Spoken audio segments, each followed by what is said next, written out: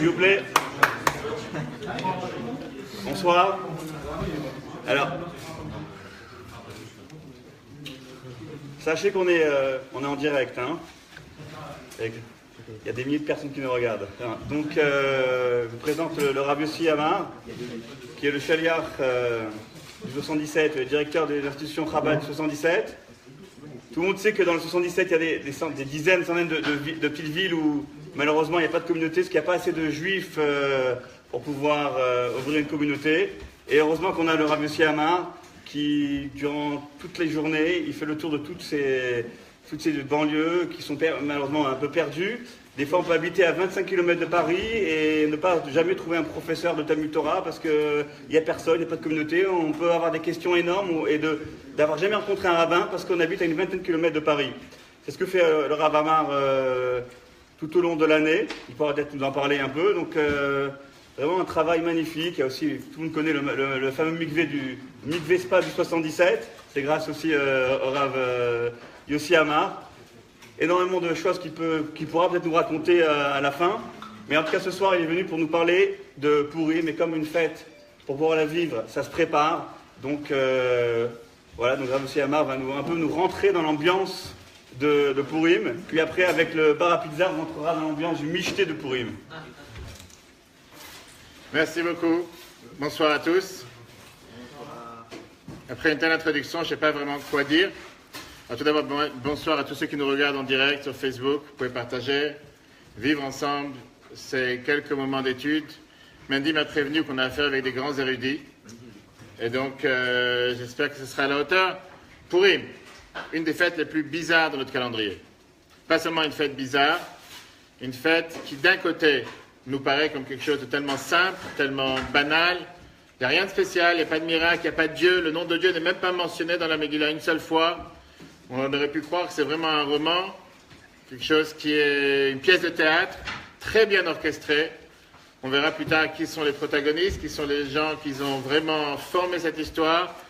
Mais on va s'arrêter ce soir, puisqu'il y a tellement de questions sur quelques points, basés sur une leçon qu'on a apprise du Rabbi de Lubavitch en 1965 et en 1972. Alors avant de rentrer dans le vif du sujet, on va voir ensemble ce soir d'abord la chronologie des événements. Et vous savez qu'on a l'habitude de parler tous ensemble. Je ne suis pas le seul à parler ce soir. Donc par exemple, toi, est-ce que tu peux me dire il y a combien de temps s'est passé le miracle de Purim?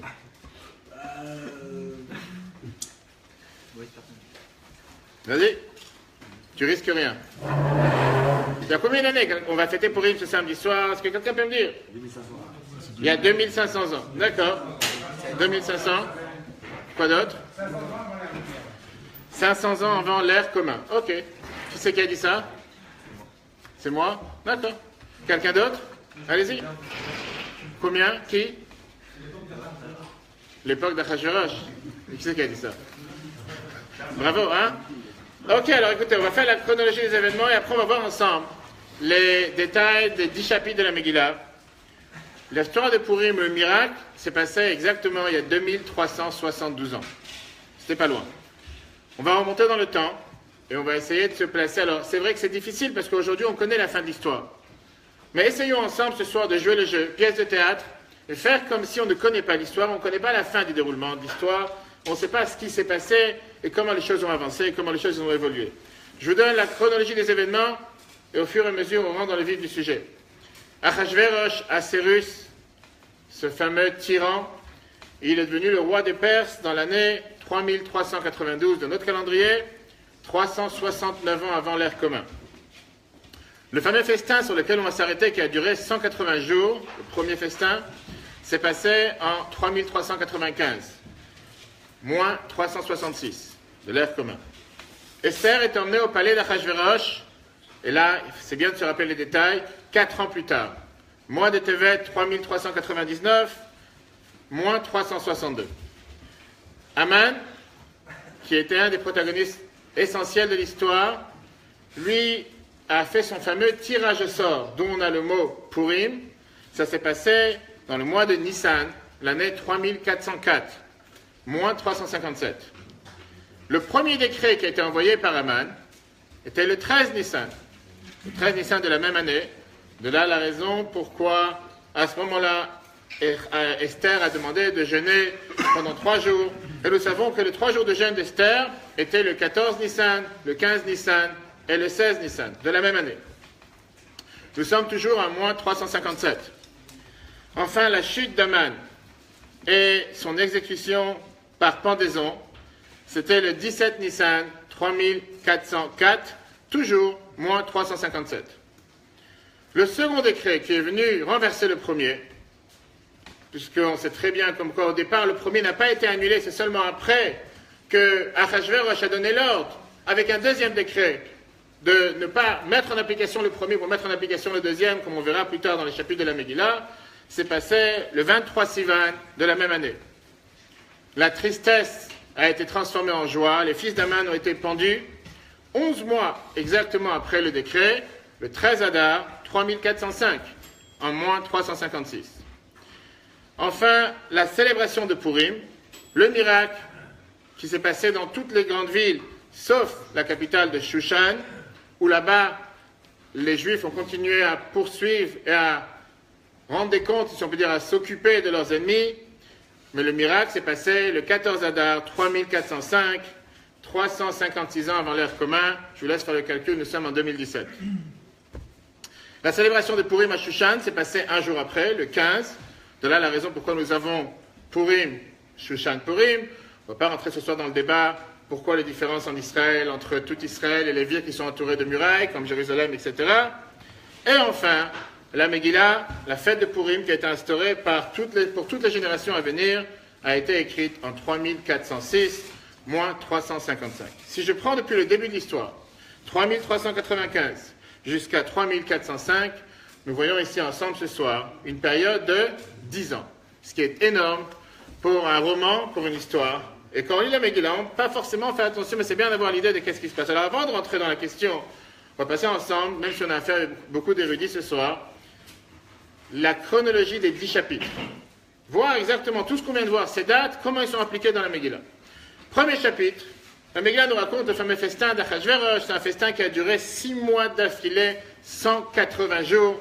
Ça se passe à la 3e année, la fin de la 3e année du règne d'Achashverosh. Je ne sais pas si vous savez que les derniers, exactement 2372 ans, personne dans la planète n'a fait un festin comme Achashverosh. Mais personne. Le plus grand mariage juif, le plus grand festin du plus grand roi, du plus grand empire, n'a pas duré 180 jours. La Torah nous dit de faire 7 jours. C'est peut-être la raison pourquoi après, quand il a fait son festin à Shushan, il a décidé de faire un deuxième festin de 7 jours. Mais en tout cas, on parle ici de quelque chose de grandissime, et c'est sur ce qu'on va s'arrêter ce soir. Parce que ce qui nous intrigue et ce qui nous dérange, qu'est-ce que nous avons besoin de savoir tant de détails d'un festin d'un tyran païen qui n'a absolument rien dans la tête? La Gemara nous dit que c'était un Melech Hafarfachan, c'était quelqu'un qui était totalement bouleversé, qui changeait d'avis chaque jour, chaque instant, pour ne pas rappeler à la politique actuelle. Quelqu'un qui disait une chose un jour, le lendemain il disait autre chose, il s'appelait Achashverosh. Et voilà que pendant son festin, le premier chapitre toujours, sa femme, Vashti, refuse de répondre à la demande du roi, et c'est pas pour ça qu'il faut tuer sa femme, mais malheureusement, ses conseillers viennent et lui disent qu'il est grand temps de changer ta femme avec une autre reine. Je vais ouvrir une parenthèse. Ce conseiller que dans la Megillah au départ ne s'appelle pas Aman, il s'appelle Memuchan. On sait très bien après Navi que c'était Aman. Il y a ici un débat d'ego. Il y a ici une guerre d'ego entre Achashverosh, Assuérus et Aman. Et surtout, on parle ici de quelqu'un qui est paranoïaque de manière la plus forte sur terre. Entre les deux, peur de quelqu'un qui va lui prendre le pouvoir. Alors c'était quelqu'un qui régnait sur 127 pays. On ne parle pas ici de quelqu'un qui n'avait rien. Aman qui avait ici la guerre de royaume, la guerre de force, il se disait, c'est où moi ou lui, il y a une seule personne qui a une emprise sur sa tête, c'est sa femme, il faut que je me débarrasse de sa femme. Et c'est ce qu'il a réussi à faire et il l'a fait. Fin du premier chapitre, on avance au deuxième, bien sûr si vous avez des questions, n'hésitez pas. Et là on nous raconte comme quoi, si vous vous rappelez tout à l'heure, 4 ans pour chercher une femme, pour le roi de 127 pays. Si on dit ça à quelqu'un aujourd'hui, c'est la rigolade. Mais à l'époque, c'est ce qui s'est passé, on a essayé de faire pas seulement des top modèles, des comtesses dans tous les pays du royaume, 127 pays pendant 4 ans, jusqu'à ce qu'on a trouvé cette malheureuse ou heureuse, on verra ça après, jeune fille juive, Esther, qui est aussi connue sous le nom d'Hadassah. la nièce de Mordechai, qui est amenée comme une des candidates. Et Mordechai, au départ, lui dit, je t'en supplie, ne dis pas que tu es juif, au départ. Finalement, c'est elle qui est choisie, c'était la plus belle, la seule et unique.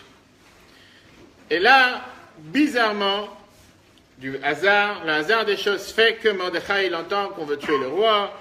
Il raconte à Esther, qui raconte au roi, sur ce complot de vouloir le tuer. Et comme ça, on arrive, 3e chapitre, Achar Advarim Hael, après ces histoires, Achashverosh décide de placer Haman comme le premier ministre, chef du royaume, et tout le monde le respecte, tout le monde se prosterne, comme on a l'habitude de faire envers un premier ministre en temps normal. Mordechai continue à refuser de se prosterner à Haman. Haman s'énerve et décide de vouloir exterminer tout le peuple juif, pas parce qu'il a quelque chose contre Mordechai, et on peut s'arrêter sur chaque détail qu'on est en train de voir, mais on est limité dans le temps.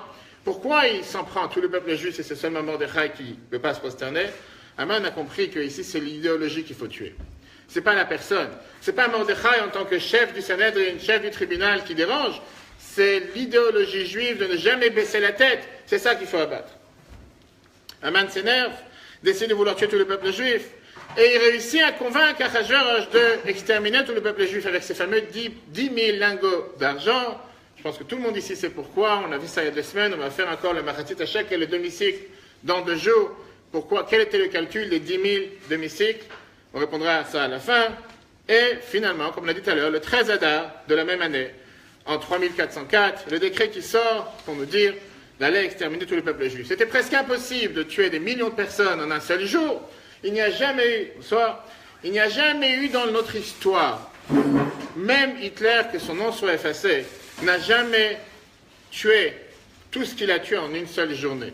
Ça n'a jamais existé dans notre histoire un antisémite, un tyran, un voyou qui voulait exterminer tout le peuple juif sur 127 pays en une seule journée. Ça n'a jamais existé.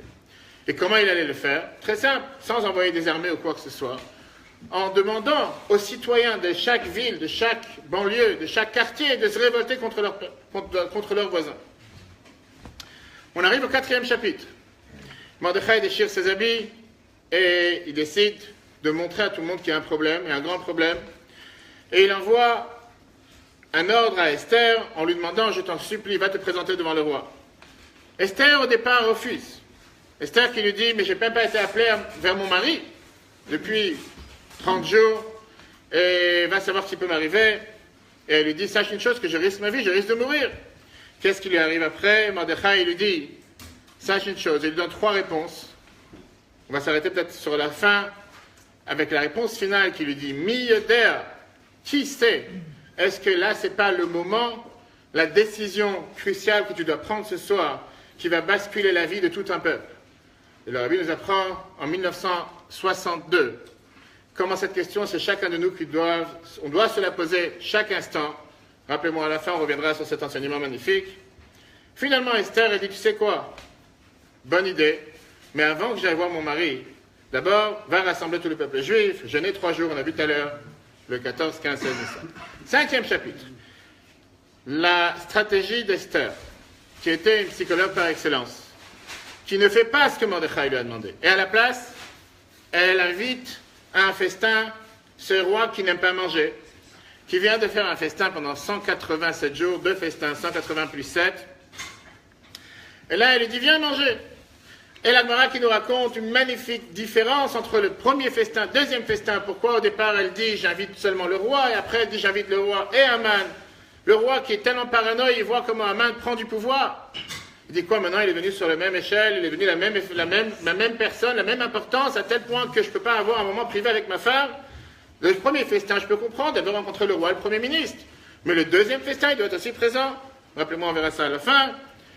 Et Esther, qui après le festin, il repart du palais. Et là, on voit comme quoi, elle rencontre encore une fois ce Mordechai. Et encore une fois, ce qui le dérange, comme la Megillah nous raconte, tout ce que j'ai ne vaut absolument rien. J'ai tout ce que je veux sur terre. Il n'y a pas quelqu'un sur terre qui est aussi important que moi. Il n'y a pas quelqu'un qui a autant de pouvoir que moi. Sur un coup de tampon, je peux tuer tout un peuple. C'est ce qu'il a fait. Mais ce qui me dérange, c'est qu'il y a un juif dans le coin qui ne se prosterne pas. Et on va voir après comment la Gemara nous dit le lien entre ce Haman et Adam et Ève. On avance, Zeresh, sa propre femme, elle dit, tu sais quoi, débarrasse-toi de ce juif. Tu t'es débarrassé de la première femme. La deuxième femme, Esther, femme officielle, n'est pas si mal que ça, la preuve c'est qu'elle te met à la même hauteur.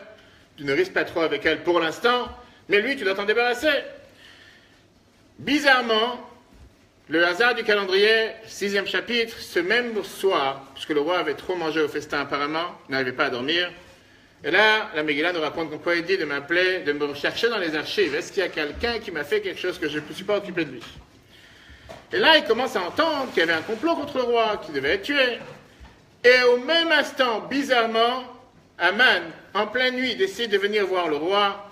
Pourquoi? Qui lui a demandé de venir juste ce soir, pas hier soir, pas demain soir. Et le roi qui lui dit, tu sais quoi, c'est très simple, les choses se renversent, bonsoir. Les choses se renversent et le roi lui dit, tout ce que tu as pensé qu'on allait faire pour toi, fais-le pour Mordechai. Et ça se passe entre le premier festin et le deuxième festin. Voilà qu'on arrive dans le 7e chapitre, deuxième festin, dans lequel Esther, pour la première fois, dévoile qu'elle est juive. Qui officiellement, on n'était pas au courant jusqu'à présent. Et là, elle dit, c'est moi et mon peuple qui vont se faire tuer. Et elle montre au roi que c'est lui, Aman, c'est lui qui a fait ce complot. Lui qui est tellement paranoïde du pouvoir et quelqu'un qui s'imagine qu'il faut absolument anéantir tout celui qui lui cause un risque ou un tort, c'est lui qui a voulu me tuer à moi et à mon peuple. Le roi s'énerve et il décide de pendre Aman. 8e chapitre, c'est Mordechai qui devient le premier ministre. Deuxième décret qui sort, comme on a vu tout à l'heure, pour demander à tous les juifs de se révolter contre leurs ennemis. 9e chapitre, bizarrement, et le hasard du calendrier fait que le 13 Adar, le jour qui était destiné pour être abattu dans les 127 pays, c'est le jour où on fête la plus grande victoire du peuple juif, et finalement, on se venge contre tous nos ennemis. Les 10 enfants d'Aman sont pendus, le 14 et le 15 Adar, c'est fixé comme le grand miracle. Mordechai fixe les fêtes de Purim. C'est pas lui qui a demandé d'être écrit, et c'est la raison pour laquelle la Megillah n'est pas appelée la Megillah de Mordechai, mais appelée la Megillah d'Esther. On ouvre une parenthèse, la Gemara nous raconte le fameux débat qu'il y a eu entre Esther et les Chachamim et les sages à l'époque. Esther qui a demandé aux sages, écrivez cette histoire sur les livres. Les sages qui ont répondu, mais tu vas causer de l'antisémitisme. Imagine-toi que les gens vont raconter cette histoire à longueur de journée, comme quoi ce peuple s'est vengé, il a fait tout ce qu'il a fait. Et Esther qui dit, vous pensez vraiment que les gens ne sont pas au courant? Elle est déjà écrite sur les livres des rois de Perse et les rois de Madaï. Tout le monde est au courant de cette histoire. Alors autant que notre peuple soit au courant, autant être fier de qu'est-ce qu'on représente. Et le 10e chapitre qui nous dit comme quoi Mordechai va au royaume, Mordechai devient, avec un grand pouvoir, un impact sur l'humanité tout entière, et l'histoire continue. Chers amis, ça c'est la fin de la chronologie de l'histoire. Maintenant qu'on a les dates, maintenant qu'on a ce qui s'est passé, comme je l'ai dit tout à l'heure, s'arrêter sur chaque détail, c'est impossible en quelques minutes, on va s'arrêter sur un point qui nous dérange. Et pour s'arrêter sur ce point qui nous dérange, on va prendre une Gemara ensemble. Je pense que tout le monde sait c'est quoi la Gemara, le Talmud. Et ça, c'est le traité Megillah. Je ne sais pas si quelqu'un parmi vous a déjà une fois appris le traité Megillah, mais c'est vraiment un traité intéressant qui nous rend dans beaucoup de détails avec cette fête. Et qui vient nous parler de quelque chose qui est tellement, des fois, pris de manière banale. On commence à lire l'histoire, on commence à raconter la Megillah, ce qu'on va tous lire et écouter samedi soir et dimanche. Et on voit ici qu'on ne comprend pas ce qu'on veut de nous. Si le but c'est de se rappeler ce grand miracle, ce qui s'est passé à l'époque, si le but c'est de se rappeler la victoire du peuple juif, le nom ne convient pas, le début de l'histoire n'a rien à voir avec la victoire, et apparemment ça a l'air que pas seulement ça n'a rien à voir, mais c'est quelque chose qui est totalement hors sujet. Pourquoi hors sujet? Parce que rarement dans l'histoire du peuple juif, on voit comment on rentre dans les détails de nous raconter qu'est-ce qui se passe avec un festin d'un roi perse. Prenons la victoire de Hanouka par exemple. Prenons n'importe quelle victoire que nous avons eue dans notre histoire. La Torah n'est pas là pour nous raconter des histoires et des détails qui n'ont rien à voir avec nous. Qu'est-ce qu'on a vraiment à faire avec un roi totalement fou, qui fait un festin de 180 jours, qui se saoule, qui donne à manger et à boire sans limite, qui après fait un deuxième festin. Mais quand je vous lis, et c'est ce qu'on va tous lire ensemble samedi soir, dimanche, la Megillah rentre dans les détails. Il y avait des fauteuils, il y avait de la tapisserie, il y avait des tapis, du coton blanc fin et bleu, brodés avec des cordes de lin et de pourpre, sur des tiges d'argent et des colonnes de marbre, des canapés en or et argent, sur un pavé de marbre vert, blanc, coquillé. Ils donnaient à boire dans des vases d'or, des vases qui étaient différents les uns des autres. Le vin royal était de manière abondante selon la générosité du roi. Et on rentre dans tous ces détails qui apparemment, qu'est-ce que ça veut dire? Qu'est-ce qu'on en a vraiment à faire avec tout ça? Ça vient rien nous apprendre. Et c'est pas ça qu'on veut nous raconter ce soir. Et si quelqu'un se dit, mais pourquoi tu m'as réuni ce soir? Pour raconter quoi? Le fait qu'on a gagné, qu'on a eu cette victoire? Quel rapport? Pas seulement quel rapport, on sait très bien que Minag Israël Torah, la coutume du peuple juif, c'est la même valeur que la Torah. Ne pas confondre avec ce qu'on dit que Minag Otiot Geinom. Des fois, une coutume peut nous emmener à l'enfer. Et on sait les débats qu'il y a dans différentes communautés entre les Marocains même, les Tunisiens, les Algériens, et chacun verra chaque coutume, est-ce que c'est basé d'après la Torah ou pas? Mais ça, c'est pour une autre fois. Quel est le but de se déguiser le soir de Purim? Pourquoi il y a tel engouement, qui n'est d'ailleurs pas écrit dans la halakha, c'est une belle coutume, on a l'habitude de se déguiser, masque, c'est presque le Halloween juif, tout le monde se déguise, tout le monde est différent, à quoi ça sert? Pourquoi se déguiser Purim et pas Hanouka? Pourquoi le soir du Seder, on n'est pas tous déguisés? Ça aurait été peut-être beaucoup plus sympa d'être déguisé le soir du Seder, toute la famille. Le jour de Kippour, c'est très bien que l'Agmara nous dit que Purim et Kippourim, c'est comme Purim. Et encore une fois, il n'y a pas le temps ce soir de rentrer dans ces détails. Pourquoi? Mais il y a tellement de ressemblances. Peut-être on verra après dans les questions. Quelle ressemblance entre Purim et Kippour? Pourquoi Kippour, on ne viendrait pas à la synagogue déguisé? Et d'ailleurs, certaines coutumes ont l'habitude de se déguiser Purim. Cette coutume ashkénaze, on a l'habitude de mettre cet habit blanc. Il y en a qui sont habillés blanc toute l'année, donc ils ne se déguisent pas Kippour. Kippour, pardon. Alors, pourquoi un tel déguisement? On lit l'histoire d'Esther.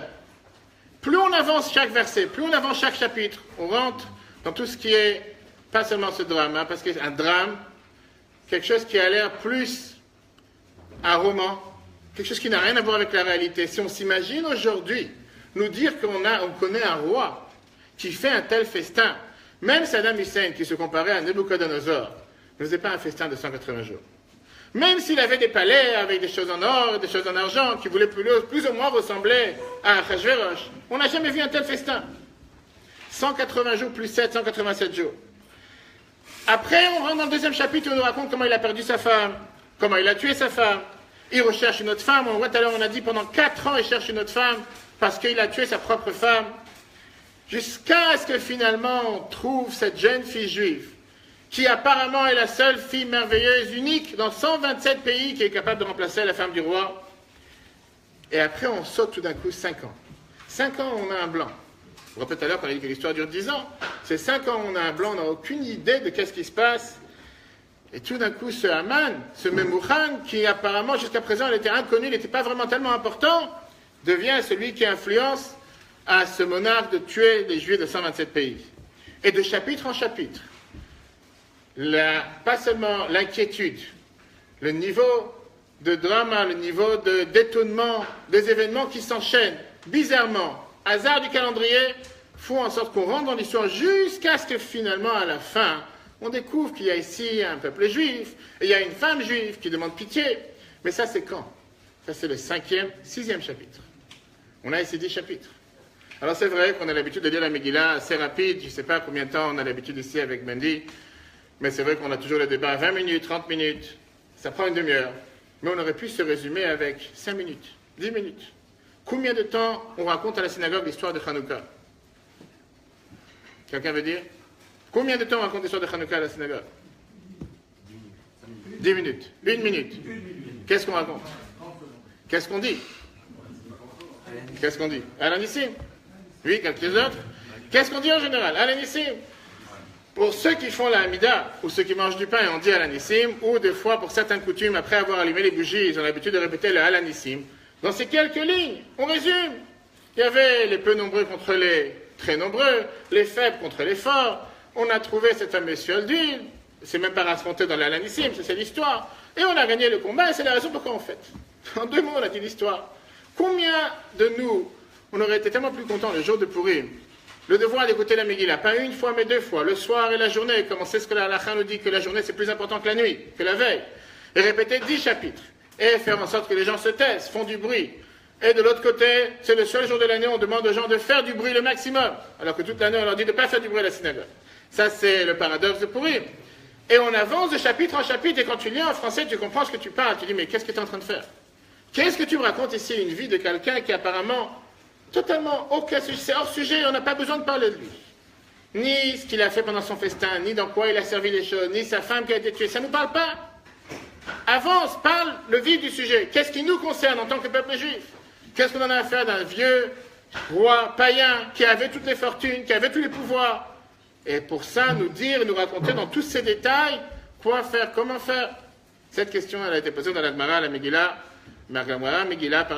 page 19a.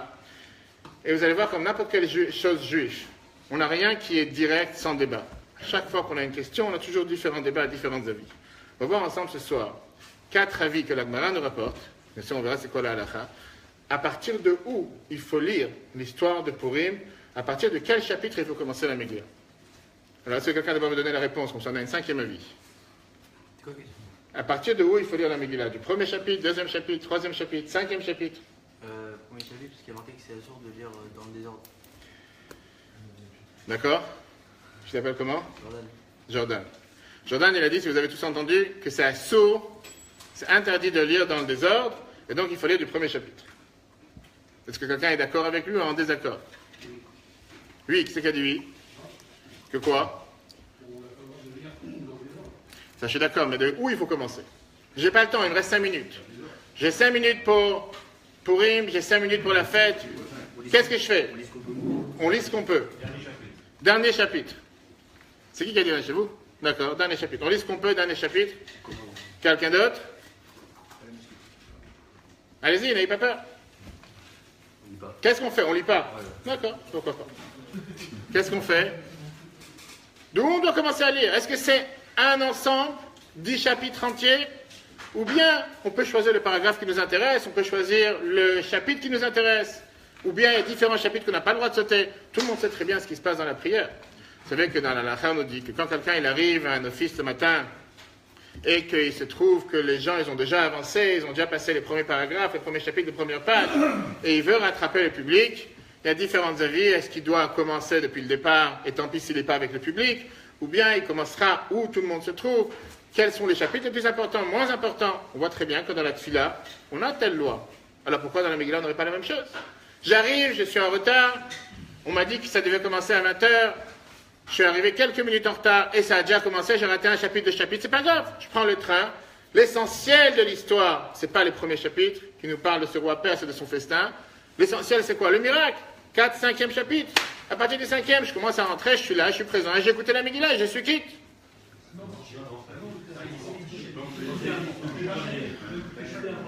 Il faut écouter chaque mot, donc je suis obligé d'écouter les 10.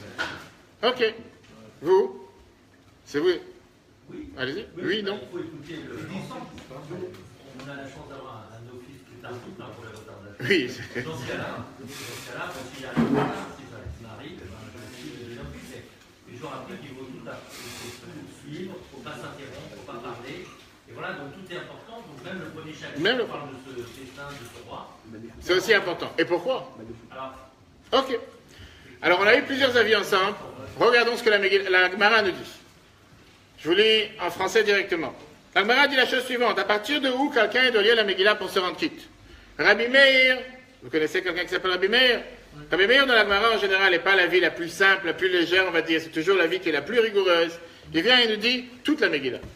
Il n'y a pas de discount, il n'y a pas ici de 50%, c'est pas les soldes, du début jusqu'à la fin. Rabbi Yehuda, il te dit non, Ish Yehudi. 2e chapitre, quand on nous parle de la naissance de Mordechai, tu dis, tu sais quoi, c'est pas grave, commence à partir de Ish Yehudi, Aya, Beshushan Abira, il y avait un juif qui était dans la ville de Suse, qui s'appelait Mordechai, là-bas on commence. Rabbi Yossi vient et nous dit non, on avance, 3e chapitre, Ma'achar Advarim Ha'el. On commence à rentrer plus ou moins, ça commence à devenir un peu chaud, là on va commencer à lire la Megillah. Viens la Gemara. Rabbi Shimon Bar Yochai, Rashbi, enterré à Méron, auteur du Zohar, et lui il est encore beaucoup plus light. Lui il te dit, saute le 1er, 2e, 3e, 4e, 5e, tu enlèves. Balai là-haut. 6e chapitre. Quand on arrive à nous dire que monsieur Asserus, Achashverosh n'arrive plus à dormir parce qu'il a trop mangé au festin, là c'est ce qui nous concerne. Les 5 premiers chapitres, ça ne nous concerne pas. Je n'ai pas besoin d'avoir ces 5 premiers chapitres. 4 avis dans la Gemara. Ici, on en a eu encore plus que 4. Viens, Rabbi Yochanan. Dans la Gemara, il continue, il nous dit d'où ils ont appris leurs différents avis. Il y a bien une base. Ils ont tous appris d'un seul verset. Puisque la Megillah elle-même nous dit à la fin, Vatirtov, Esther, Amalka, Mordechai, Yehudi et Kol Tokef, que Esther et Mordechai ont écrit cette fameuse Megillah avec toute sa force. Quelle est toute la force de la Megillah? Quelle est toute l'histoire? Alors, le débat, parmi les 4 avis, Rabbi Yochanan dit c'est très simple. Rabbi Meir qui te dit qu'il faut dire toute la Megillah, de quel Tokef, de quelle force il parle? La force d'Achashverosh, la force d'Assyrie. Tu veux me parler d'une force, quelqu'un qui est imposant, puissant? Jamais dans l'histoire tu parleras de quelqu'un comme lui. Jamais dans l'histoire tu auras l'opportunité de découvrir quelqu'un qui te fait un festin 187 jours, avec boisson et manger à volonté. Alors, autant en profiter une fois par an, se rappeler de lui, le soir et le lendemain. Celui qui nous dit, Ish Yehudi, vous vous rappelez la deuxième avis qu'on a vu tout à l'heure, du 2e chapitre, il te dit, Tokfo shel Mordechai. Moi, ce qui me concerne, c'est de découvrir la force de Mordechai. D'où je connais sa force? Depuis le 2e chapitre, quelques versets après le début du chapitre où on nous parle qu'il y a ici quelqu'un comme Mordechai qui est né, c'est là que je commence à lire. Celui qui a dit qu'il faut commencer de Achar Advarim Hael du 3e chapitre, lui, il apprend de Tokfo shel Haman, la force de Haman. Là, on voit dans le 3e chapitre que le roi le place en tant que premier ministre, etc. Rabbi Shimon Bar Yochai qui nous dit Balaïla ou du 6e chapitre. Pourquoi? Parce qu'il te dit Tokfo shel Nes. Moi, je dois chercher à partir de quand commence le miracle. Voilà la Gemara Megillah. Amar Rabbi Chelbo. Rabbi Chelbo, il vient et il nous dit c'est quoi la halakha? Rarement, Koré et Kula. En règle générale, on sait que la halakha n'est rarement comme Rabbi Meir. Ici, la halakha, elle vient et te dit Rabbi Meir a raison, il faut lire la Megillah, comme vous avez beaucoup dit ici, du début jusqu'à la fin, on n'a pas le droit d'enlever aucun chapitre. Très bien. Alors la question qui dérange, comme on l'a dit tout à l'heure, mais pourquoi? Est-ce que quelqu'un peut m'expliquer quelque chose de logique? Pourquoi on doit se prendre la tête avec 5 chapitres qui n'ont apparemment rien à voir? Et même si on est d'accord avec la 2e, 3e, 4e avis, si on parle de la force de Mordechai, la force de Haman, la force du miracle, ce n'est pas l'essentiel, ce n'est pas le vif du sujet. Ce qui nous concerne, et si on est d'accord avec Rabbi Shimon Bar Yochai, l'essentiel, le roi il n'arrive pas à dormir, peu importe ce qui s'est passé avant, il a tué sa femme, il n'a pas tué sa femme, il a eu une autre femme après 4 ans, ça ne me regarde pas. Regardons le fait qu'il n'a pas pu dormir, il a voulu récompenser Mordechai, et là on commence à rentrer dans notre miracle. Ça c'est ce qui nous concerne. Qu'est-ce qu'on a besoin de nous raconter 187 jours d'un festin de quelqu'un qui... Ça n'a aucun sens. Pourquoi on le fait? Qui c'est qui veut donner la réponse? Vas-y, Jordan. Je crois qu'il y a un commentaire dans la Gemara qui parlait de ça, l'interdiction de lire dans le désordre, et ça disait, je ne sais plus c'était qui, Baal, moi je l'ai oublié, et qui disait que c'était, qu'il fallait apprendre de chaque fête quelque chose dans notre vie à nous. 100% raison. Et Mais quand tu parles du désordre, ouais, mais alors ça on peut commencer du 6e au 10e. On apprend de chaque truc, on apprend aussi du premier, du deuxième. Donc on est obligé de parler du premier. Ok, vas-y. Comment tu t'appelles? Sacha. Sacha. Où t'as trouvé cette kippa? On m'a demandé est-ce que tu es venu ici en déguisement de Pourim. Mais magnifique, très belle. Vas-y. Par rapport à un point de vue logique, quand on fait une histoire, on la fait du début à la fin, on commence pas du milieu, parce que ça n'a plus aucun... Là, tu as dit ce qu'il fallait pas. Tu as lu une fois un roman dans ta vie? Oui, tu as réfléchi pour répondre. D'accord. Sincèrement, entre nous, combien de romans tu as déjà lu? 5, 10, 2, 3, peu importe. 10-15. 10, 15. Dis-moi la vérité. Est-ce que dans les romans que tu as lus, tu as vraiment lu depuis page 1 jusqu'à page 500, ou tu as sauté l'introduction, tu as sauté ce qui ne te regarde pas et tu as décidé, je vais aller vers le chapitre qui m'intéresse, vers le vif du sujet? D'abord, réponds. Quand ça parlait de la même chose... Une seconde, laisse-les répondre. Vas-y. Quand ça parlait de la même chose, je sautais de 3 pages, mais je lisais. Parce qu'il faut savoir du début à la fin de quoi ça parle. D'accord. Tous les moments, tous les détails. Donc, tous les romans que tu lis de A à Z. Les romans, ils font... Oui ou non? 300 pages, hein. Oui, oui. Combien ils font là? Ils font 300... D'accord. Combien elle fait la Megillah? 300 pages? Non, mais... Donc, les romans que tu lis, tu m'as dit comment tu t'appelles? Sacha, de A à Z, tu ne sautes pas une page. Sérieux, assidu, je ne vais pas sauter. Moi, j'ai envie de rentrer depuis l'introduction, même des choses qui n'ont rien à faire, et je suis important, je dois lire les romans du début jusqu'à la fin. Oui? Si j'ai bien compris. Tout le monde fait la même chose? Qui c'est qu'il y a quelqu'un qui a lu des romans ici? Vous avez lu des romans? Vous lisez de A à Z, vous ne sautez pas l'introduction. D'accord. Je peux dire qu'il y a toujours des exceptions à la règle. Quelqu'un d'autre? Parce que quelqu'un pense comme moi. Tu as lu une fois un roman? Sans rien sauter. Moi j'ai des résumés. Moi, je savais jusqu'à présent, j'apprends tous les jours, que quand on a un roman, l'introduction qui n'est pas forcément l'histoire du roman, qui nous regarde. Là. Ben, ça commence. Maintenant, on commence à être d'accord. Je me suis dit, c'est un peu bizarre encore. Je sais qu'on a affaire avec un public bizarre. Mais... D'accord. Donc, tu lis pas de 1 à 300. Tu sautes quelque part. T'amuses. Voilà, page 17. D'accord, j'ai compris. On est bien d'accord qu'en général, dans un roman, on ne va pas s'amuser à lire depuis la préface, l'introduction, l'histoire, quel quartier. On va rentrer dans le vif du sujet, on ne se prend pas la tête. Mais non, bien sûr, on peut toujours avoir des gens qui ne veulent pas sauter, qui veulent tout le paragraphe. Et là, bizarrement, on nous lit ces premiers chapitres qui viennent nous parler d'une introduction qui n'ont apparemment rien à faire. Comme je l'ai dit tout à l'heure, les discours du Rabbi, la fête de Purim, tout celui qui a une fois assisté à un discours du Rabbi en direct, je ne sais pas combien d'entre vous ont eu la chance de rencontrer le Rabbi de son vivant, les discours de Purim, c'était des discours qui étaient les plus passionnants, riches en études. Je ne sais pas si vous avez vu certainement des vidéos du Rabbi. Le Rabbi était assis pendant 9 heures d'affilée, sans se lever une seule fois, sans aucune note, sans aucun livre. Ça n'existait pas. Aujourd'hui, vous savez, pour préparer, je donne des secrets de préparation, quand on prépare un discours ou un cours. On a ce qu'on appelle le rabbin Google. On peut taper n'importe quelle source. En quelques instants, on peut avoir toute la Gemara ou tout le Shulchan Aruch sur notre doigt, et on peut paraître comme des grands érudits. Mais quand on parle d'études de Torah, des paroles de Torah pendant 9 heures d'affilée, bien sûr, avec des interruptions, des fois une demi-heure, 1 heure, sans aucune note, les sujets les plus profonds de la Torah.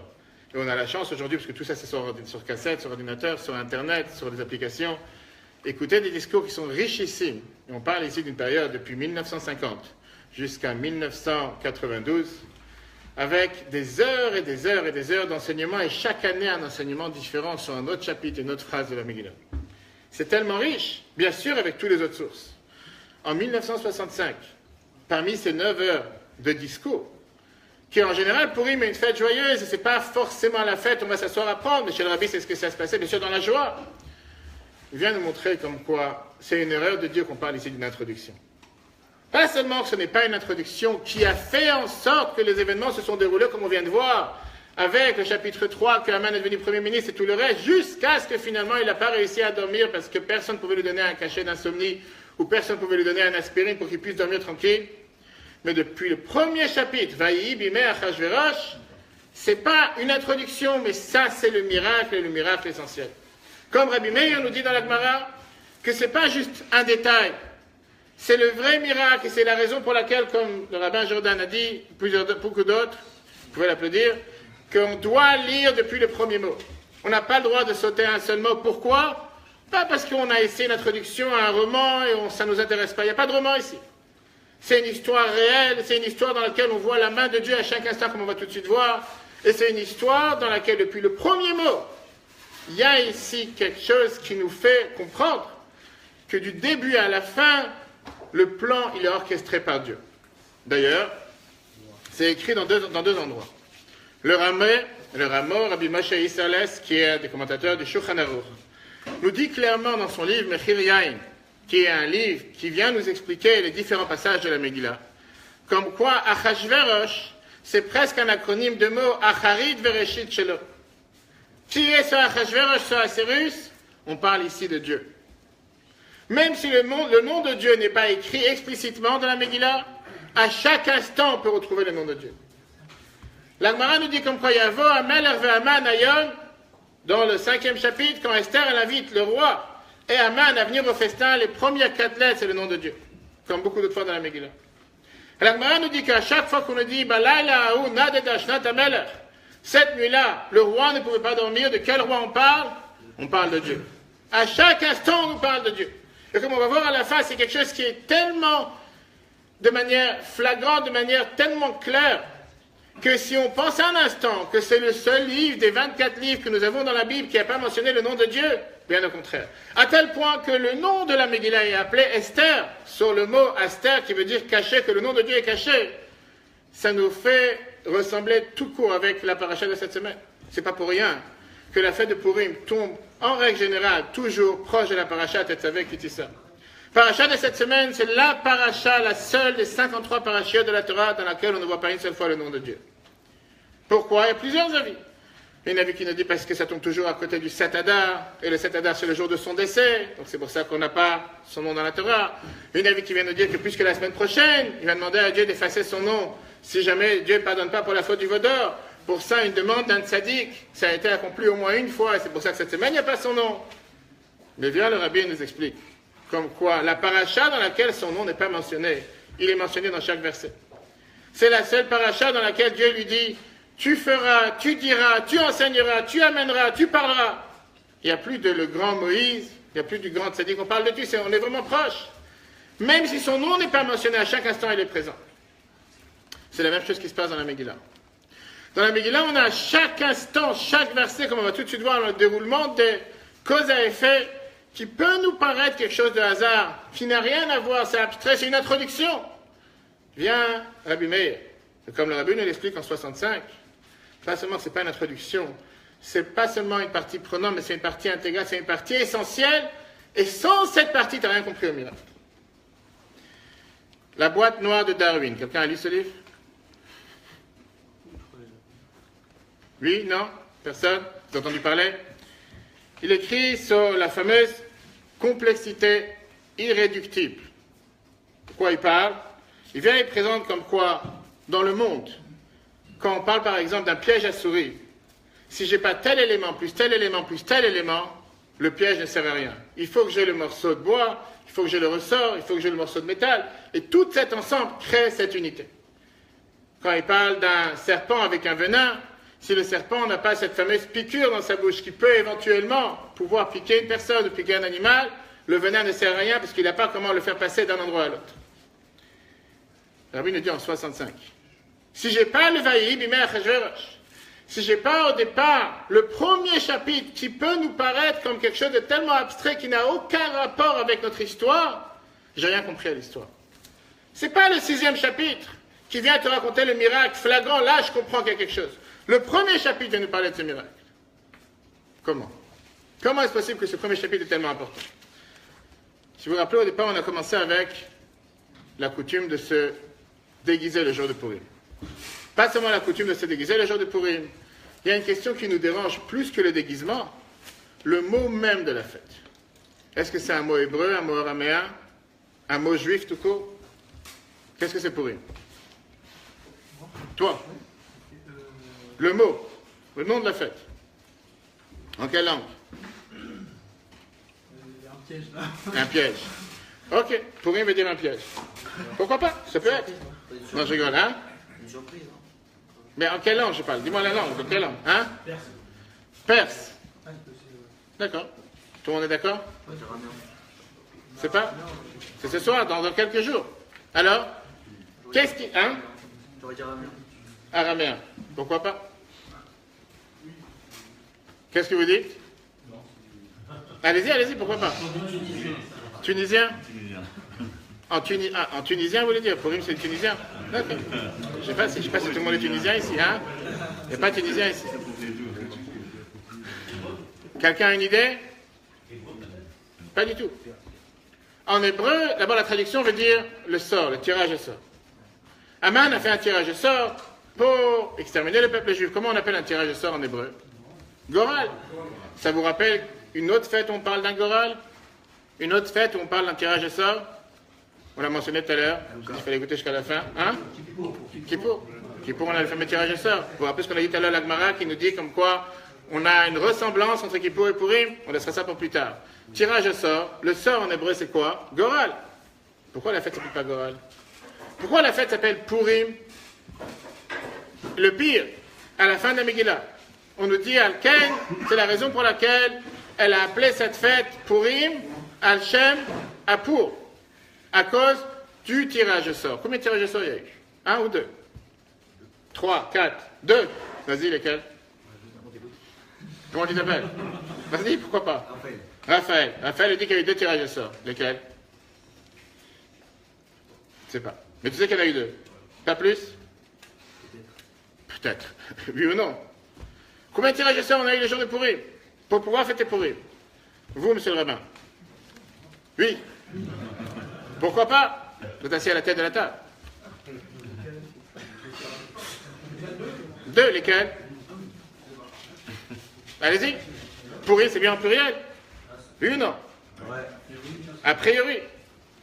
Un ou deux? Un tirage. La Megillah nous dit, vas-y, le rabbin Jordan, depuis tout à l'heure. Sacha, pardon. Non, mais je sais pas. Un, mais je sais pas. C'est pas c'est quoi? Il n'y a pas eu de tirage tout court. Oublie. Il y a eu le tirage. Le tirage de sort, c'était quoi? Aman, il a fait un tirage de sort. Il a voulu savoir quel est le meilleur mois, quel est le meilleur jour dans lequel je vais pouvoir me débarrasser de ce peuple. Et son tirage de sort est tombé sur le mois d'Adar. Et là, comme la Megillah nous raconte, il était tellement content en se disant, ah, ce mois dans lequel le peuple juif, Moshe, dirigeant du peuple juif, a été tué, il est mort, pardon. C'est le meilleur mois dans lequel je sais que je vais pouvoir anéantir le peuple juif grâce à son tirage de sort. Et la Megillah nous dit, Al-Shema pour le tirage de sort. Alors d'abord, pour, c'est pas en hébreu c'est Goral, tirage de sort, le sort. Et deuxièmement, on a vu ici deux sorts. On en a vu seulement un. Oui, il n'y en a pas deux. Parce que c'est le mois dans lequel Moïse est décédé. Il s'est dit que puisque c'est le mois dans lequel Moïse est décédé, et donc il s'est dit c'est certainement un mois propice dans lequel je peux me débarrasser du peuple juif. Mais ça, il ne savait pas. C'est la morale continue. L'erreur qu'il a fait, c'est qu'il ne savait pas que c'était aussi le mois dans lequel il est né. Et c'est ça qui a transformé le sort. Qu'est-ce qu'on voit ici? On voit ici qu'on a ici un roi. Et quelqu'un qui est tellement paranoïaque, qui est tellement furieux, il a tellement peur que quelqu'un va lui enlever le pouvoir. Ou il a tellement peur qu'il ne va pas avoir le pouvoir. Comme le sage nous dit dans les livres du Moussard, qu'on a ici un roi qui, à cause d'un ami, a tué sa femme, et à cause de sa femme, il a tué un ami. À cause d'un ami, il a tué sa femme. À cause de Haman, il a tué Vashti. Parce que c'est Haman qui est venu lui dire, tu te rends compte ce qui se passe? Ta femme te désobéit, va savoir ce qui va se passer. Comme on parle ici, quelqu'un qui est tellement paranoïaque qui se dit, va savoir ce qui va m'arriver, il faut que tu aies ma femme pour m'en débarrasser. Et au final, comment les choses se sont passées? C'est que grâce à Esther, sa femme, il a tué son meilleur ami jusqu'à présent qui était Haman. Mais qui était ce Haman? Qui était ce phénomène? Qui était ce personnage? Un des descendants d'Amalek, effectivement. Mais quand on remonte beaucoup plus haut, on a dit tout à l'heure, la Gemara demande la fameuse question. C'est Caïn. C'est parti. Un peu plus haut. La Gemara demande la question, où est écrit Haman minatora minaï? Qui est ce Haman? Où il est écrit dans la Torah? La Gemara demande une question pareille. Et la Gemara te répond, dans la Torah, quand on nous parle de l'histoire de Adam et Ève, on te dit la fameuse question entre le débat, qui c'est qui a mangé ou pas mangé, Amin Haetz, quand Dieu il parle à Adam en lui disant, est-ce que tu as mangé de cet arbre que je t'ai interdit de manger? L'arbre de la connaissance. Et le fameux débat entre le mari et la femme, c'est pas moi, c'est lui qui m'a dit, c'est elle qui m'a dit, etc. Et le rabbi qui demande, mais je ne comprends pas quel rapport. Quel rapport entre Haman, d'abord la question, où c'est écrit Haman dans la Torah, et qu'est-ce qu'il y a si ce n'est pas écrit? N'importe quel tyran qui a voulu faire du mal au peuple juif doit être écrit dans la Torah. Alors oui, on sait que les choses ne sont pas par hasard et tout doit être écrit de manière précise. Mais qu'est-ce que ça me dérange si le nom d'Haman n'aurait pas été écrit? Et le pire, c'est que tu me remontes à une histoire. Lui, il est monté à Caïn, pas mal. On remonte à ses parents. Adam et Ève, le fait que Amin Haetz, est-ce qu'ils ont mangé de l'arbre de la connaissance? Avec le débat qui est entre le mari et la femme. Amin, c'est le même mot que Haman. Bravo. Combien de fois dans la Torah, tu as des mots qui sont parallèles, ça ne veut absolument rien dire. Le parallèle qu'il y a entre les deux, c'est un parallèle qui est tellement flagrant et surtout important pour nous dans la vie de tous les jours. Avant de rentrer à la réponse sur la question précédente, la question majeure, pourquoi le festin? Haman était quelqu'un, comme on l'a dit tout à l'heure, si vous vous rappelez, qu'il avait tout pour lui. Il lui manquait absolument rien. Il était richissime, il avait tous les pouvoirs. Tout ce qu'il désirait jusqu'à tuer tout un peuple sur 127 pays, c'était sur un coup de tampon. Rien. Il n'y avait rien qui pouvait lui refuser quoi que ce soit quand il est rentré à la maison après le festin. Comme on l'a dit tout à l'heure, chaque mot de la Megillah est tellement important pour la fête et pour le miracle. Qu'est-ce qu'il dit à sa femme? 5e chapitre. À la fin du festin, il rentre à la maison, il a bien mangé, il est tellement fier d'être présent avec le roi, et il dit à sa femme, tout ce que j'ai, tout ce que j'ai comme pouvoir, comme bien, comme popularité, comme majesté, ça n'a aucune valeur. Pourquoi aucune valeur? À chaque fois que je passe et je vois ce juif qui est assis dans le coin et qui ne se prosterne pas. Et moi je vous demande, où on a vu quelqu'un si tordu? Quelqu'un qui est tellement furieux du pouvoir, qui est tellement parano, qui se dit qu'il doit tout avoir. Il a absolument tout. Un seul juif ne se prosterne pas à lui, ça le dérange. Quel est le parallèle avec Adam? Adam et Ève, Dieu il leur a donné tout le monde entier sur terre. Dieu il leur a donné toute la planète.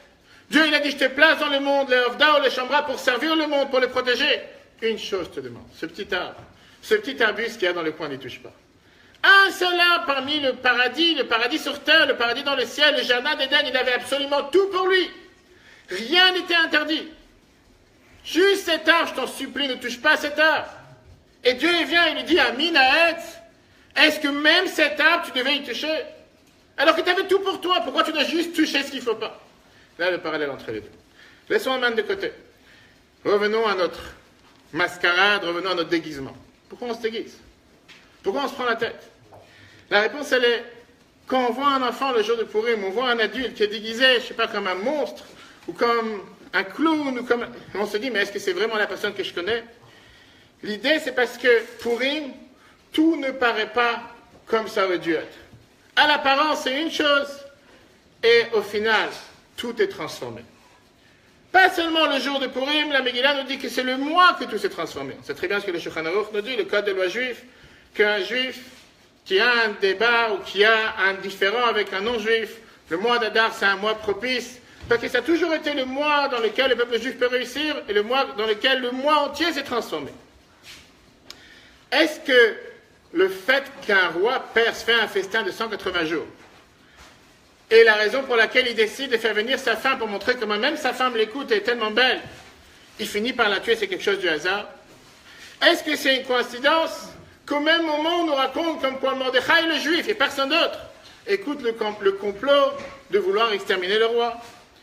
Est-ce que bizarrement après 4 ans de vouloir chercher la plus belle femme sur la planète, il finit par trouver cette jeune juive parce qu'il n'y avait personne d'autre qui pouvait le satisfaire et à la fin devient la femme du roi? Est-ce que le fait que le soir, l'unique soir où le roi n'arrive pas à dormir, son premier ministre en plein milieu de la nuit débarque à l'Élysée et là en plein qu'il est en train de lire sur le sauvetage que Mordechai lui a fait, il lui dit de mettre en application son plan qui était officiellement pour lui, pour sauver ce Mordechai? Et est-ce que c'était la faiblesse d'un roi qui était considéré tellement bête et réversible, qui n'avait pas d'idée claire, parce que la Gemara nous dit, comme on l'a vu tout à l'heure, qui a tout d'un coup, en un instant, été capable de tuer son premier ministre pour mettre Mordechai, qui était soi-disant son ennemi en tant que premier ministre?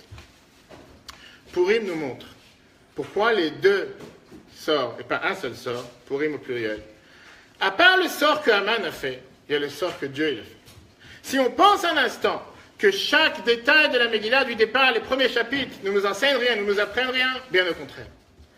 Si on regarde méticuleusement comment les événements se sont déroulés, on voit comment depuis le départ, tout a été orchestré de manière tellement claire par la main de Dieu, du fait que 10 ans plus tôt, il y avait un roi qui s'appelait Assyrius Achashverosh, un roi perse, qui apparemment n'a rien à voir avec le peuple juif, n'a aucun contact avec le peuple juif, qui fait un festin pendant 6 mois, plus 7 jours, et on nous raconte tous les détails, comme on va tout de suite voir l'importance de savoir des vers en argent, des vers en or.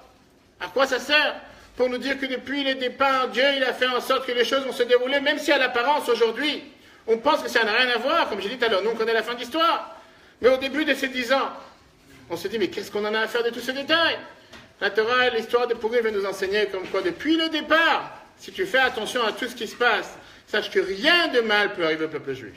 Dieu est derrière chacun de nous, Dieu nous protège, même si ce sont des événements. Tu te dis, mais quel rapport avec nous? Attendons 5 chapitres, ça a un rapport. Et c'est l'enchaînement des événements orchestrés par la main de Dieu dans chaque détail qui a fait qu'on est arrivé à la fin. Regardons le mot de la Megillah. Esther, qui veut dire qu'elle est cachée. Le nom de Dieu n'est même pas dévoilé.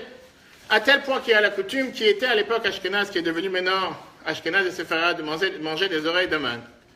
Alors tout le monde demande la question, d'où est venue l'origine? Pourquoi des oreilles d'Aman? Est-ce qu'Aman avait vraiment des oreilles triangles? Est-ce qu'il avait vraiment des oreilles qui étaient en cette forme? Et toutes les différentes raisons qui sont racontées. On va s'arrêter sur la raison principale. En allemand, ça s'appelait le mot montage, qui veut dire comme des gâteaux, on va dire comme des briques, qui sont pleins de graines de pavot. Sauf l'idée de l'oreille d'Aman, parce qu'on a aujourd'hui sur le marché, c'était que puisqu'elle est formée d'une manière triangle, on ne voit pas ce qu'il y a à l'intérieur. Quand tu prends ce gâteau, tu ne sais pas ce qu'il y a à l'intérieur. Est-ce que c'est des abricots? Est-ce que c'est de la confiture? Est-ce que c'est des grains de pavot? Est-ce que c'est du chocolat? Alors aujourd'hui, tous ceux qui font de très belles oreilles de ma pluie, s'ils vont montrer ce qu'il y a à l'intérieur, bien on sait. Mais à l'origine, ça montrait même l'idée de Purim. Qu'à l'apparence, tout est caché. À l'apparence, il n'y a pas de nom de Dieu. Même dans ce qu'on mange, on ne sait pas ce qui se passe. Mais quand on commence à regarder à l'intérieur des choses, on voit comment tout est fait et orchestré sur une période de 10 ans. Pas ici une période de quelques jours, de quelques mois. 10 ans d'histoire. L'enseignement pour chacun d'entre nous. Combien dans nos vies nous passons de difficultés?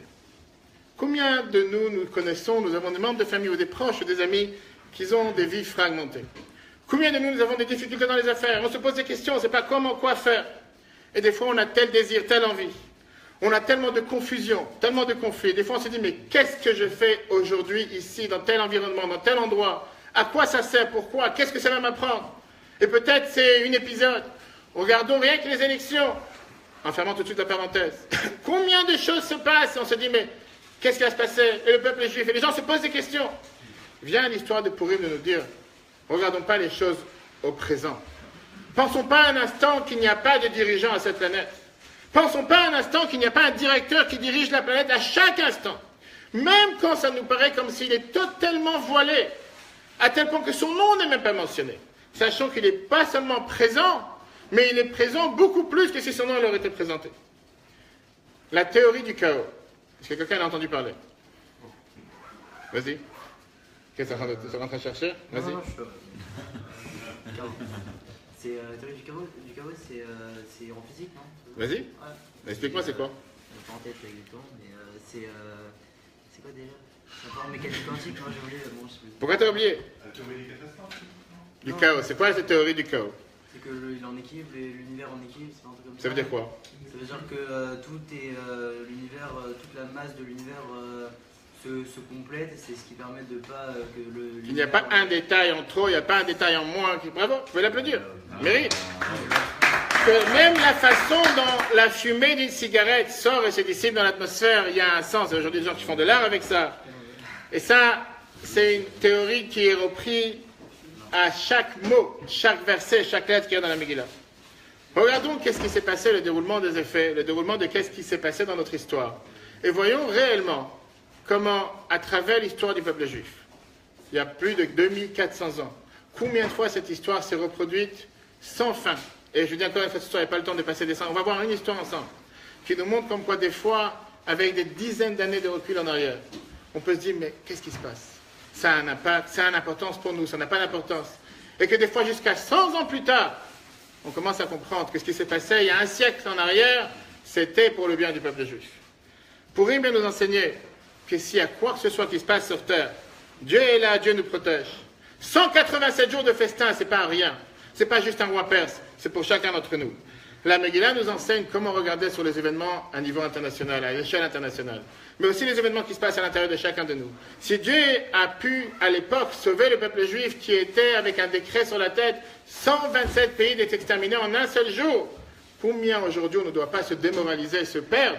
Combien on ne doit pas être avec une crainte en se disant, mais qu'est-ce qui va nous arriver? Ou des fois, dans la vie quotidienne, quelqu'un il ouvre une affaire, quelques jours passent, quelques mois, quelques semaines, il ne sait pas où mettre la tête. Et des fois, on peut perdre la tête. Vient l'histoire de Purim, mais comme il a dit justement tout à l'heure au nom du Baal Shem Tov. Pas seulement la halakha qui nous dit qu'on n'a pas le droit de lire la Megillah à l'envers du 10e au 1er. Le Baal Shem Tov nous dit comme quoi, celui qui lit la Megillah comme si c'est une histoire du passé et pas une histoire du présent, il n'est pas quitte. C'est pas je suis en train de raconter une histoire, une belle histoire qui s'est passée il y a environ 2400 ans. Je lis cette histoire au présent parce que ça me concerne et ça concerne chacun d'entre nous, chacun du peuple juif. Regardons les événements, comment ils se sont déroulés, comment ils étaient planifiés depuis le premier chapitre et comment ça s'est déroulé en finale. Qui était celui qui a demandé de tuer Vashti et qui a fait en sorte que Esther a été choisie? Qui? Aman. Bravo. Celui-même qui à la fin, grâce à lui, Esther est rentrée au palais, qui a fait en sorte qu'il est sorti du palais. On est d'accord? D'accord ou pas d'accord? Ça c'est un. Qui est celui qui a décidé d'attaquer tout le peuple juif et faire en sorte qu'à la fin, ce même peuple se révolte contre ses propres ennemis? Encore une fois, Aman. La date qu'il a choisie pour pouvoir exterminer tout ce peuple juif, C'est pas Dieu qui a choisi cette date, c'est pas Achashverosh, c'est personne d'autre. C'est Aman qui a choisi par son tirage au sort le 13 Adar. Et qu'est-ce qui s'est passé réellement le 13 Adar? Son sort, ses enfants qui étaient pendus. La date précise que lui a choisi, pas pour le même but. Qui était celui qui a préparé la potence pour tuer, pour pendre et pour se débarrasser de l'ennemi du royaume, Mordechai, qui a fini par être la potence sur laquelle lui, il a été pendu. Troisième épisode. Qui était celui qui avait décidé que Mordechai, on avance dans les chapitres, qui avait décidé que Mordechai devait être habillé avec les habits du roi, la couronne du roi, sur le cheval du roi, être amené dans toutes les rues de Shushan et lui faire tant d'honneur? Aman. Aman qui l'avait décidé pour soi-même, qui au final a dû être celui qui a fait balader Mordechai dans toutes ses rues avec les plus grandes gloires jusqu'à ce que sa femme n'arrive pas à y croire. Ce même Aman, qui était celui qui a planifié la destruction de notre peuple, méticuleusement, le jour, la date, la manière, comment, avec qui, par qui, exactement ce qu'il a planifié, et c'est la raison pourquoi on commence du premier chapitre. Bien la Torah de Dieu, la Megillah nous racontait, comme quoi chaque détail a été orchestré par Dieu pour sa propre défaite. Bien sûr que quand on lit l'histoire au départ, on n'est pas au courant de tout ça. Alors nous, aujourd'hui, on connaît l'histoire, on la répète chaque année. Mais quand on lit le premier et le deuxième, on se dit, mais où on va arriver? Qu'est-ce qui se passe? La tension monte de chapitre en chapitre. Viens le Rabbi en 62 te dire, pense pas que c'est une introduction. Comme Rabbi Meir nous dit dans la Gemara, c'est tellement important depuis le départ, puisque ça nous montre comme quoi tout ce qu'on pense que c'est banal, c'est une introduction, au contraire, ça fait partie même du miracle.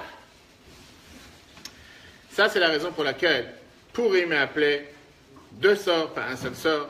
Pourquoi deux sorts? Le sort qu'Aman a décidé en bas, mais le sort que Dieu avait décidé d'en haut.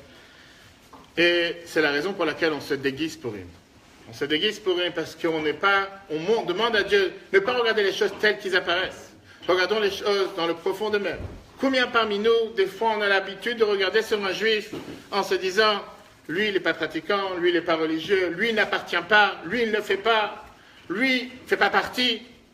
Viens la fête de Purim nous rappeler comme quoi chaque juif fait partie, chaque juif, il a une âme juive, chaque juif, il est présent, chaque juif, il a sa part. Peut-être que c'est caché, mais l'histoire de Purim, tout est caché. Le nom de Dieu n'est même pas mentionné.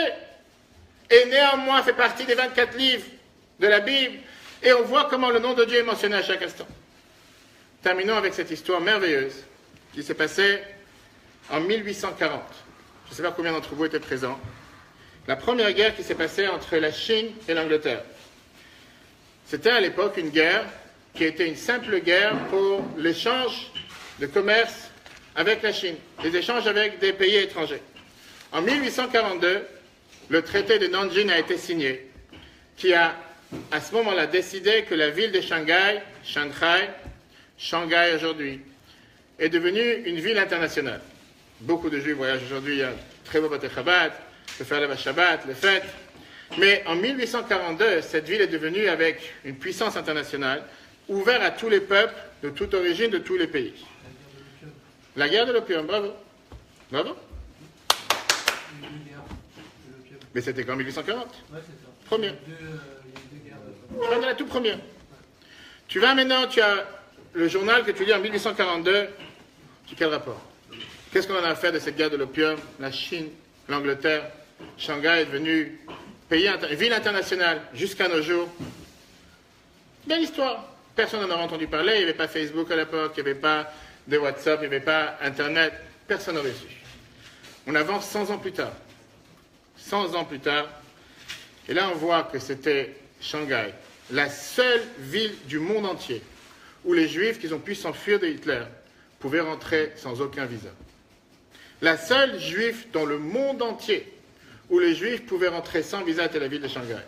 Alors qu'on leur refusait l'entrée en Amérique, en Angleterre, en ce qui était appelé à l'époque Palestine, Israël, les seuls endroits sur la planète. Grâce à ce traité qui a été signé en 1840 entre les Anglais et la Chine pour faire de Shanghai une capitale internationale où on accepte tout le monde sans visa, sans quoi que ce soit, 60 000 Juifs ont été sauvés des chambres à gaz. 60 000 Juifs ont été capables de s'enfuir à travers le Japon vers la Chine et ils ont réussi à survivre de l'Holocauste. Combien de ces 60 000 Juifs aujourd'hui nous avons des descendants, juste à cause de ce traité après la guerre de l'opium qui s'est passée en 1840. Alors si on aurait été en 1845 ou en 1850, on dit qu'est-ce qu'on en a à faire? Une histoire. C'est pas dans un coin du monde. Qu'est-ce que ça nous parle? Introduction, premier chapitre, deuxième chapitre. Vient la Torah nous montrer comme quoi le premier chapitre, ce festin de 187 jours, n'est pas juste un festin. Ça a une partie prenante pour l'histoire de notre peuple. 100 ans plus tard, combien de milliers de Juifs ont été sauvés? C'est pas par hasard que Mendy a décidé de faire ce cours ce soir. Aujourd'hui, nous sommes le 9 Adar. Le 9 Adar est le jour où le rabbi précédent, le 6e rabbi de Lubavitch, le beau-père du rabbi, s'est sauvé de l'Europe nazie. Pour arriver, il est arrivé, grâce à Dieu, miraculeusement sauvé, même si handicapé avec tout ce qu'il avait souffert, aux États-Unis. Beaucoup de ses disciples, à l'époque, il s'est battu des États-Unis pour les faire fuir l'Europe sous le régime nazi, sont enfuis à Shanghai. Beaucoup d'entre eux, avant d'arriver après au Canada, sont passés par cet endroit, qui 100 ans plus tôt avait signé un traité qui n'avait rien à voir avec le peuple juif, qui a bénéficié après le peuple juif, qui a fait en sorte que tellement de nos frères et sœurs ont été sauvés. Terminons avec le dernier enseignement à la réponse finale. Si vous vous rappelez la première question, pourquoi des verres en argent, des verres en or, des tapis en argent, des marbres, des colonnes de marbre, qu'est-ce que ça nous enseigne? Le rabbi en 1965 donne ici une réponse importante pour la vie de chacun d'entre nous. Si Dieu t'a donné un don, utilise-le au maximum. Ne te suffit pas de faire les choses à moitié. Fais pas les choses à minima. La leçon qu'on apprend d'Achashverosh, c'est que lui, il savait, si j'ai la possibilité de faire un festin 180 jours, si je fais un festin de 179 jours, j'ai pas fait ce qu'il faut. J'ai pas utilisé les capacités que Dieu m'a données. Le fait que la Torah te raconte dans le premier chapitre comme quoi tu as un devoir de répéter chaque année 180 jours plus 7 jours pour nous dire comment nous devons apprendre d'un tel tyran, que si lui, il est capable d'utiliser son pouvoir, sa gloire, même si ce n'était pas pour une bonne idée à l'époque. Mais le fait qu'on le répète et qu'on nous le dit à chaque instant, c'est pour nous dire comment nous devons chaque jour, chacun d'entre nous à chaque âge, homme, femme, enfant, utiliser toutes les capacités que Dieu nous a données.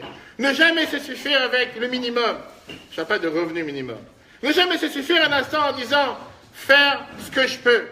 Mais si Dieu t'a donné ce don de pouvoir être écrivain, être un peintre, être un organisateur, peu importe le don que chacun Dieu lui a donné, puisqu'il n'y a pas une personne qui est en plus sur terre. On apprend de l'histoire de Purim comment nous devons se donner au maximum, faire le maximum. Si Achashverosh était capable de le faire, alors que c'était un tyran complètement sans tête, combien chacun d'entre nous pouvons-nous le faire? Que Dieu fasse que de la même manière qu'à l'époque, ce miracle de Purim, c'était un miracle, tout s'est transformé. Le mois s'est transformé, le mois le plus réussi pour le peuple juif. Que Dieu fasse que cette année, nous ne lisons pas l'histoire au passé, mais au présent, et que nous méritons tous ensemble de voir des miracles dans la vie de tous les jours. Commençons par le mois de Hadar, vous savez que c'est aussi l'acronyme de Ani Hashem Refecha, que Dieu te guérit pour tous ceux qui ont besoin, avec foi, Hashem, que vous avez une bonne guérison, que tous ceux qui ont besoin des bonnes nouvelles dans les affaires, c'est le mois le plus réussi de toute l'année. Le plus important, c'est qu'on soit tous réunis à Yerushalayim. À ce moment-là, on évitera le jeûne de jeudi qui est déjà repoussé, et on écoutera la Megillah tous ensemble au temple, et je vous garantis que ce ne sera pas une fête qui va durer une soirée, une journée, peut-être 180 jours, on va savoir plus. Amen. Merci à tous.